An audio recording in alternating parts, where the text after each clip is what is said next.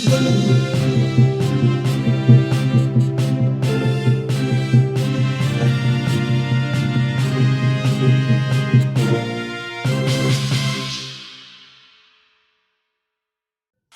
येथे 5 दिवसीय भिक्षू सामनियर शिबिराचं आयोजन. 26 एप्रिल रोजी भव्य बौद्ध धम्म परिषद.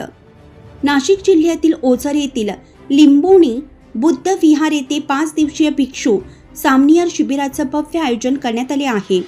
या शिबिराबाबत सविस्तर माहिती शांतिरत्न भंतेजी यांनी उपस्थितांना दिली. या प्रसंगी रिपब्लिकन पार्टी ऑफ इंडिया पक्षाचे नाशिक ग्रामीणचे नेते संजयजी गायकवाड यांनी शिबिराला भेट देऊन संपूर्ण कार्यक्रमाची माहिती जाणून घेतली. त्यांच्या उपस्थितीमुळे कार्यकर्त्यांमध्ये उत्साहाचे वातावरण निर्माण झाले. कार्यक्रमादरम्यान मोठ्या संख्येने कार्यकर्ते आणि बौद्ध बांधव उपस्थित होते. तसेच येत्या 26 एप्रिल रोजी भव्य बौद्ध धम्म परिषदचे आयोजन करण्यात आलं असून या परिषदेला तालुका व जिल्ह्याभरातील सर्व बौद्ध धर्मीयांनी मोठ्या संख्येने उपस्थित राहावे असं आवाहन करण्यात आलं आहे.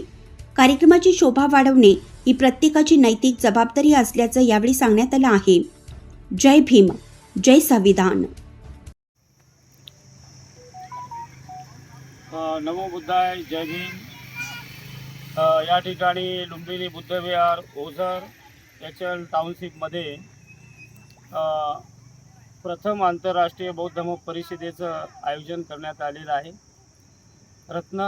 Buddha Ratnasagar social welfare foundation याच्या विद्यमाने संपूर्ण महाराष्ट्रात देशात धम्म परिषदेच्या मोठ्या प्रमाणात आयोजन केले जाते. यावर्षी आम्ही ओझर विभाग निवडला आणि या ओझर विभागामध्ये जे काही सुंदर असं लुंबिनी बुद्ध विहाराचा परिसर आहे, या सुंदर लुंबिनी बुद्ध विहाराच्या परिसरामध्ये पहिल्यांदाच या भागामध्ये ही धम्म परिषद संपन्न होत आहे. खऱ्या अर्थाने 20 तारखेपासूनच सामनेर शिबिराला सुरुवात झाली आणि हा सामनेर शिबिरसुद्धा भव्य दिव्य अशा धम्म मेळाव्याचे आणि धम्म परिषदेचं आयोजन करण्यात आलेलं आहे. या परिषदेला देशविदेशातून भिक्षू संघसुद्धा आपल्याला मार्गदर्शन करण्यासाठी धम्मदेशना देण्यासाठी उपस्थित राहणार आहेत. तर मोठ्या संख्येने जे विभागातील ज्यापर्यंत जे जे धम्म उपासक आहेत, बुद्धाचे अनुयायी आहेत, बाबासाहेबांचे अनुयायी आहेत, भिक्षू संघाची सेवा करणारे सर्व उपासक आहेत, आपण सर्वांनी मोठ्या संख्येने या ठिकाणी उपस्थित राहायचंच आहे. त्याचबरोबर हा कार्यक्रम यशस्वी करण्यासाठी जसं आपल्याला जमेल त्या पद्धतीने खारीचा का वाटा होईना धम्म कार्य करण्यासाठी आपण त्याच्यामध्ये दान करावं. दान हे जीवनामध्ये अतिशय पावन पवित्र पुण्यकर्म आहे. हे कधी कधी संधी उपलब्ध होत असते आणि म्हणून ओझरकरांसाठी, नाशिककरांसाठी, निफाडकरांसाठी, आजूबाजू जे काही तालुके आहेत त्यांच्यासाठी, बौद्ध अनुयायांसाठी अतिशय पवित्र संधी आपल्यासाठी उपलब्ध झालेली आहे. या